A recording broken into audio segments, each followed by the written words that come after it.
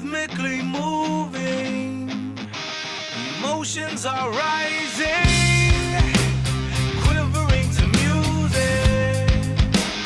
Trembling bodies in song, go on steadily sliding.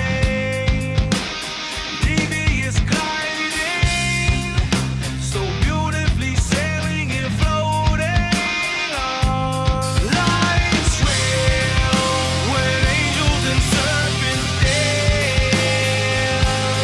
Life's trail. Muy buenas a todos, bienvenidos a este nuevo episodio de CMSD Podcast. En esta ocasión vamos a estar hablando sobre la teoría de la semilla de la serpiente. Génesis 4, del 1 al 2, dice: el hombre tuvo relaciones con Eva, su mujer, y ella quedó embarazada y dio a luz a Caín, y dijo: con la ayuda del Señor he tenido un varón. Después dio a luz a Abel, hermano de Caín.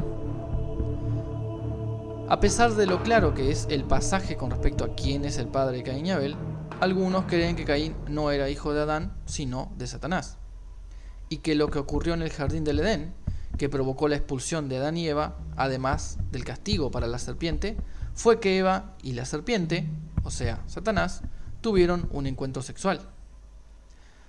Esto a pesar de que la Biblia no lo menciona en ningún momento, y que algunos sostendrían que ese encuentro está de manera implícita, aunque la Biblia no tenga problema en contar de forma explícita ciertos encuentros íntimos como el de Adán y Eva en el capítulo 4, el de los ángeles que tuvieron hijos con las mujeres en Génesis 6, las hijas de Lot acostándose con su padre en el capítulo 19, y bueno, podríamos seguir con muchos más ejemplos.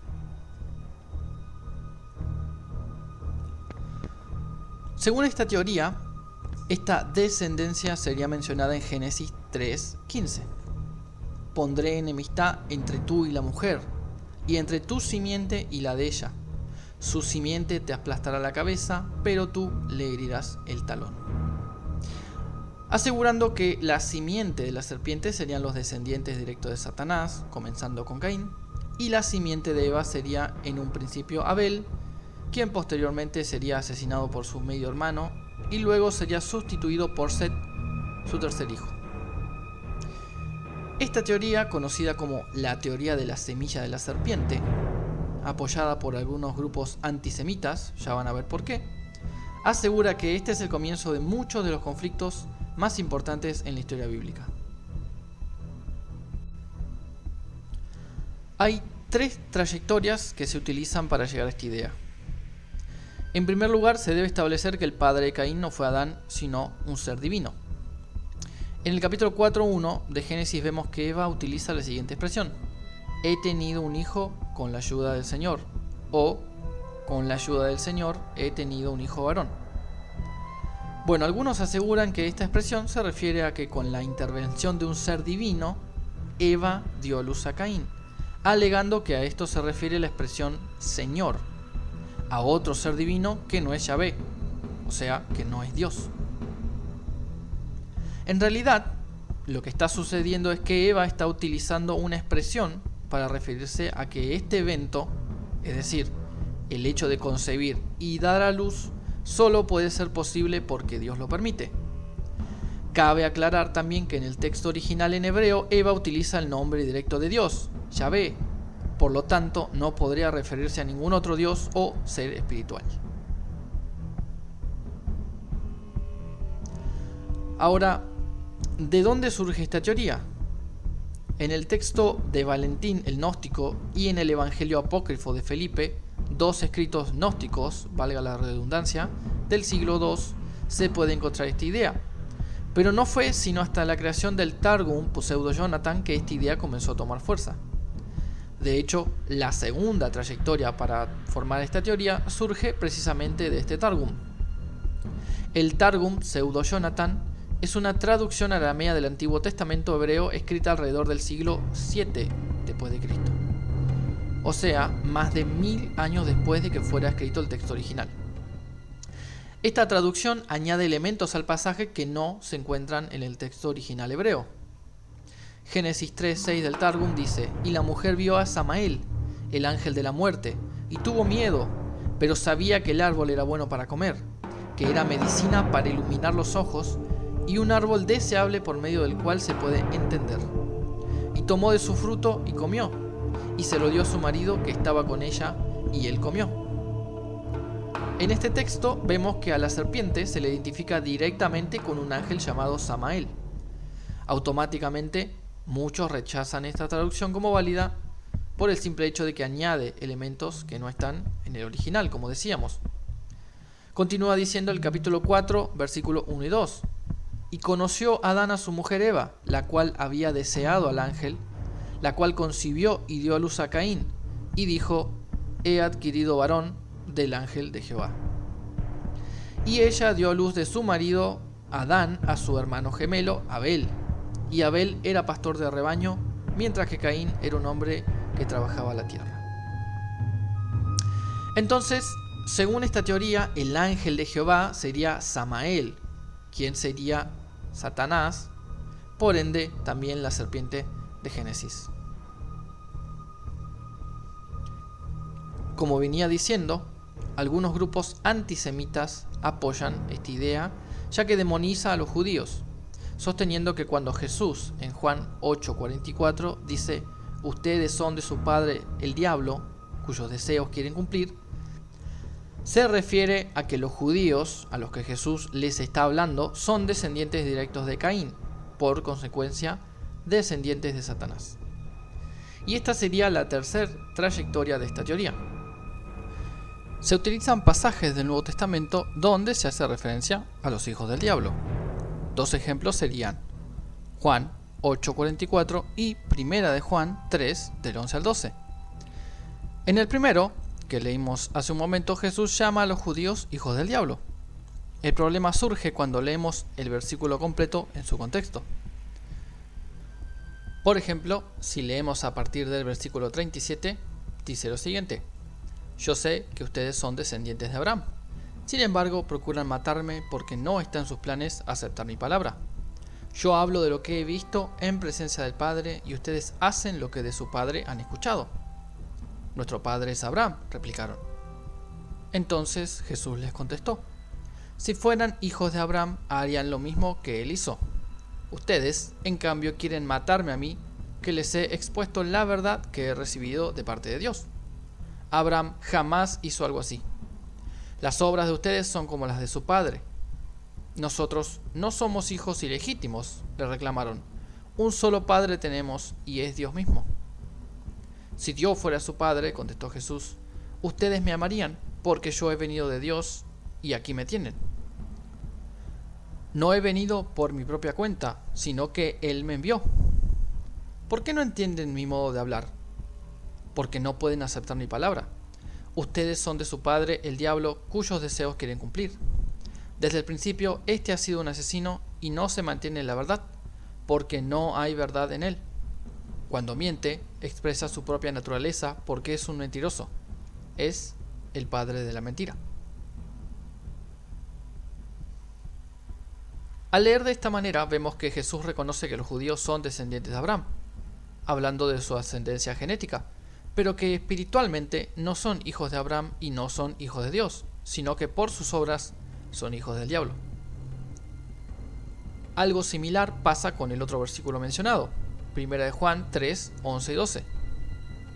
Este es el mensaje que han escuchado desde el principio, que debemos amarnos unos a otros. No debemos ser como Caín, quien era del maligno y mató a su hermano. ¿Y por qué razón lo mató?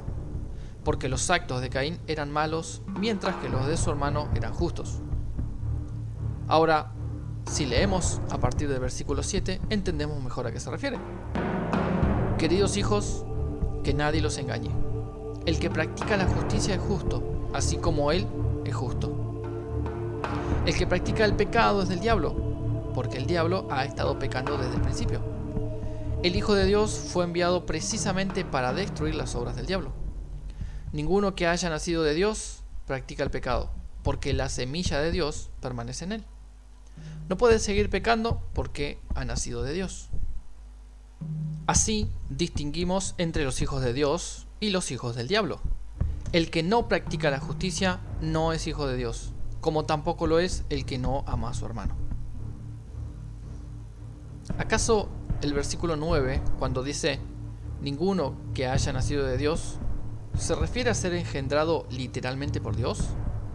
¿O está hablando en un sentido espiritual? Si leemos cada pasaje dentro de su contexto, entendemos en qué sentido se están haciendo estas afirmaciones. Es algo contradictorio como algunos quieren interpretar de forma literal algún concepto, mientras que a otros se les da una interpretación espiritual dentro del mismo pasaje. Pero bueno, este es el resultado de querer interpretar la Biblia desde una perspectiva gnóstica. Por supuesto que la mayoría de denominaciones cristianas vamos a estar de acuerdo en que estos pasajes están referidos a una condición espiritual y no a una cuestión de linaje. Como también van a rechazar toda esta teoría por el simple hecho de que no se sostiene en el texto bíblico, a menos que se busque forzar esta interpretación. Lo que se dice en Génesis 3 sobre la semilla de la serpiente y la semilla de la mujer es interpretado como algo espiritual por la mayoría. Entonces, como bien decía, bíblicamente no se sostiene. Si alguien de manera personal quiere abrazar esta interpretación, está en todo su derecho de hacerlo.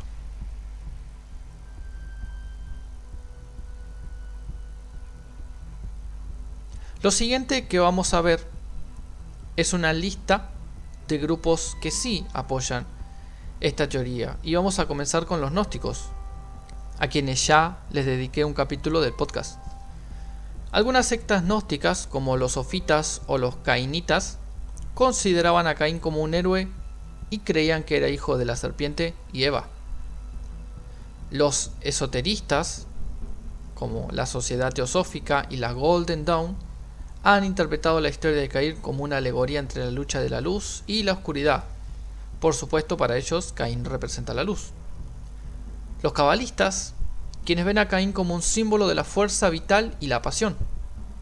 Los satanistas, la iglesia de Satán, ha adoptado la idea de que Caín es hijo de la serpiente y ven a Eva como un símbolo de la rebelión y la individualidad. Algunos grupos ocultistas, los rosacruces y los masones, interpretan la historia de Caín como una alegoría de la búsqueda de la sabiduría y la iluminación. De hecho, Hiram Abiff, supuesto fundador de los masones, según ellos era descendiente directo de Caín. En el siglo XIX, en Estados Unidos, estas ideas comenzaron a tomar fuerza, especialmente entre grupos cuyos líderes buscaban justificar la supremacía blanca. No por nada, el mismo Hitler simpatizaba con estas ideas, así como algunos otros grupos antisemitas. Y es muy similar a una creencia popular que dice que los gitanos son descendientes de Caín, condenados a vagar eternamente, así como Caín fue condenado a vagar después de haber matado a su hermano. Algunos también los relacionan a los pueblos errantes que son mencionados en la Biblia. Y yendo un poco más allá, algunos dirían que los gitanos no ayudaron a María y José en su viaje a Belén, e incluso que fabricaron los clavos que se utilizaron en la crucifixión de Cristo. También es similar, y de hecho está relacionada, a la teoría del hombre negro africano, que sostiene que estos son los descendientes de Caín. Teoría utilizada por algunos colonizadores europeos y dueños de esclavos del siglo XVIII y XIX, quienes utilizaban esta idea para justificar la esclavitud.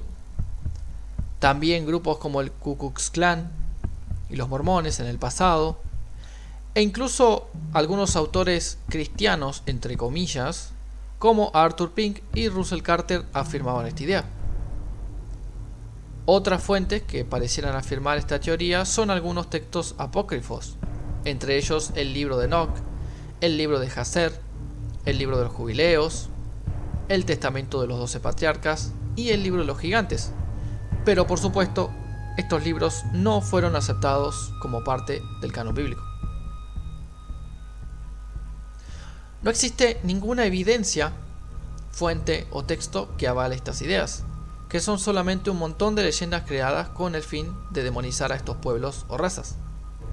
Algunos van más allá y pretenden hacer una conexión entre esta teoría y la de los reptilianos, alegando que son descendientes de la serpiente que gobiernan el mundo desde las sombras, hasta llegar a decir que los extraterrestres existen, pero no serían seres de otro planeta, sino que esto sería solamente un engaño y que en realidad viven en el centro de la Tierra. En conclusión, estas ideas no son bien vistas por la mayoría de denominaciones cristianas, ni por los eruditos y académicos, por lo débil de su fundamento y por considerar que son una alteración, malintencionada en muchos casos, de los textos de las Escrituras. Algunos de estos grupos afirman que Jesús, al ser hijo de una mujer virgen, o sea María, no pertenecía al mismo linaje que los judíos. En conclusión, esta teoría es descartada por la mayoría de los cristianos debido a su falta de base bíblica, la contradicción con la doctrina cristiana y las ideas antisemitas o racistas que ésta puede llegar a promover. Y este ha sido el programa del día de la fecha. Nos estaremos encontrando en la próxima oportunidad.